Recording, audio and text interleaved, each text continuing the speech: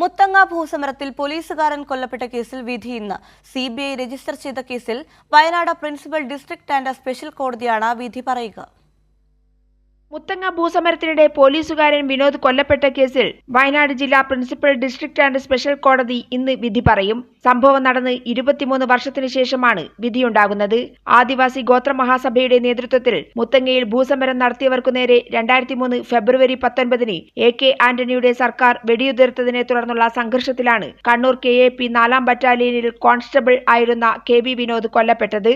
Police വെടിവയ്പിൽ ആദിവാസി ജോഗിയും കൊല്ലപ്പെട്ടു. സ്ത്രീകളും കുട്ടികളുമടക്കമുള്ള നൂറുകണക്കിന് ആളുകൾക്ക് പരുക്കേറ്റു. കുടിലുകൾക്ക് പോലീസ് തീയിട്ടു. സമരക്കാർ അമ്പും വില്ലും വടികളും ഉപയോഗിച്ച് പ്രതിരോധിച്ചു. ഇതിനിടെയാണ് വിനോദ് കൊല്ലപ്പെട്ടത്. ജോഗി ഉൾപ്പെടെയുള്ളവരുടെ നേതൃത്വത്തിൽ പോലീസ് വനംവകുപ്പ് ഉദ്യോഗസ്ഥരെ തട്ടിക്കൊണ്ടുപോയി കൊള്ളയടിച്ചെന്നും വിനോദിനെ വെട്ടിക്കൊന്നുവെന്നും CBI കുറ്റപത്രത്തിൽ പറയുന്നു. കേസ് ആദ്യം പോലീസും പിന്നീട് ക്രൈംബ്രാഞ്ചും ഒടുവിൽ CBI ചെന്നൈ യൂണിറ്റുമാണ് അന്വേഷിച്ചത്. ഹൈക്കോടതി ഉത്തരവിനെ തുടർന്നാണ് എറണാകുളം CBI കോടതിയിൽ നിന്ന് കൽപ്പറ്റയിലേക്ക് കേസ് മാറ്റിയത്.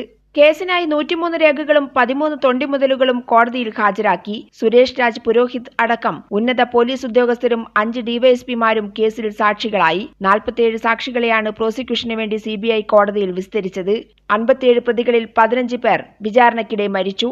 വയനാട് വന്യജീവി സങ്കേതത്തിലെ മുത്തങ്ങ വനഭൂമിയിൽ കുടിൽ കെട്ടിയവരെ ഒഴിപ്പിക്കാൻ 900-ലധികം വെടിയുണ്ടകളും ഒട്ടേറെ ഗ്രനേഡുകളുമായാണ് പോലീസ് സംഘമെത്തിയത്. 690 വെടിയുണ്ടകൾ ഉപയോഗിച്ചതായും ഗ്രനേഡുകളുടെ ലോഹച്ചീളുകൾ മാരകമായി മുറിവേൽപ്പിച്ചതായും സാക്ഷിമൊഴികളിൽ പറയുന്നുണ്ട്.